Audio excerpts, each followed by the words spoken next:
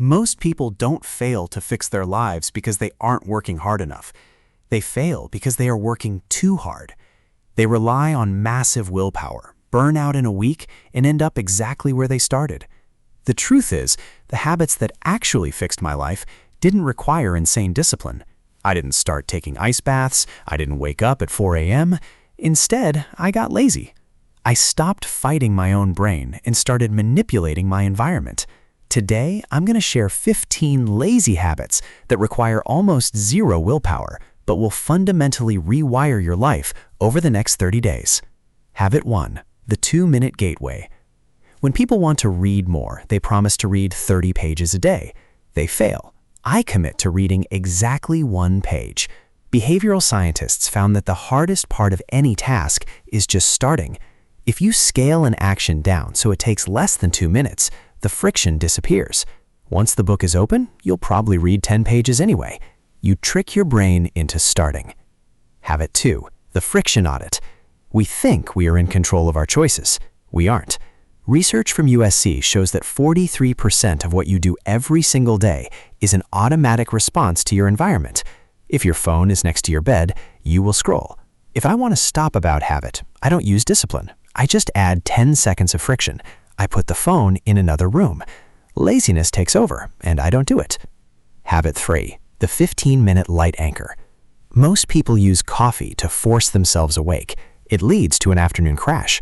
Instead, I walk outside and look at the sky for 15 minutes right after waking up. Stanford research shows that morning sunlight triggers a massive spike in cortisol. It sounds bad, but a morning cortisol spike is exactly what your body needs to clear brain fog and set your sleep timer for 14 hours later. Habit 4. If-then planning. I need to exercise more is a terrible goal. It leaves the decision up to chance. Instead, I use implementation intentions. I say, if it is 8 a.m., then I will put on my running shoes. Studies show this simple sentence increases goal success by up to 300%. You completely remove motivation from the equation. The environment does the deciding for you. Habit 5. Habit stacking. Building a new routine from scratch takes massive energy, so I don't do it. I just attach new habits to old ones that are already automatic. After I pour my morning coffee, I will meditate for 1 minute. The coffee is the trigger. Your brain doesn't have to remember anything new. Habit 6. The 10-second delay. I used to ban myself from social media. It never worked. Now I use a screen time app that forces a 10-second loading screen before Instagram opens.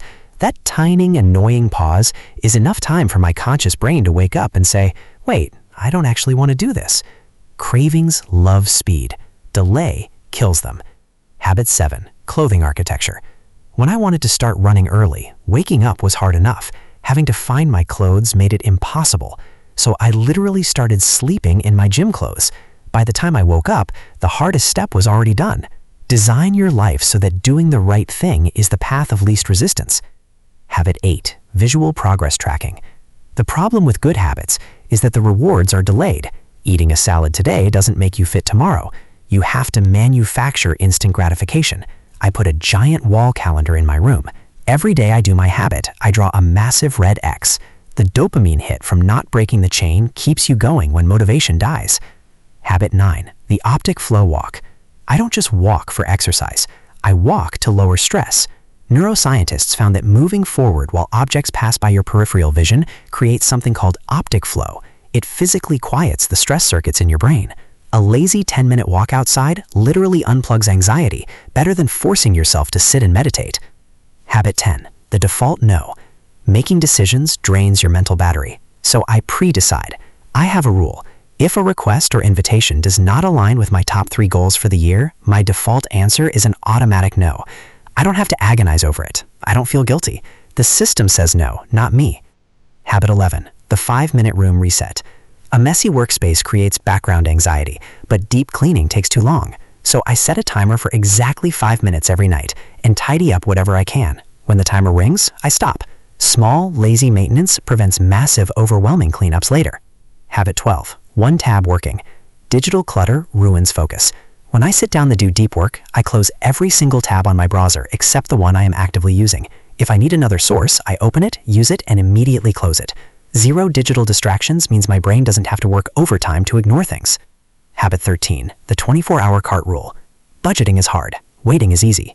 If I want to buy something online that isn't a necessity, I force myself to leave it in the cart for 24 hours. 90% of the time, the emotional urge to buy disappears by the next day. I save thousands of dollars just by being too lazy to check out immediately. Habit 14, paper dumping. Your brain is meant for generating ideas, not storing them. Holding on to tasks causes massive mental fatigue. The second I have a thought, a task, or an anxiety, I lazily dump it onto a piece of paper. Getting it out of my head frees up my cognitive RAM to actually solve the problem. Habit 15, the 66-day horizon. Most people quit habits at day 21 because of a myth from the 1960s. Science proves it actually takes an average of 66 days for a habit to become automatic. Knowing this changes everything. You aren't failing, you're just in the conscious effort phase. Survive the first 30 days and your brain starts doing the heavy lifting for you.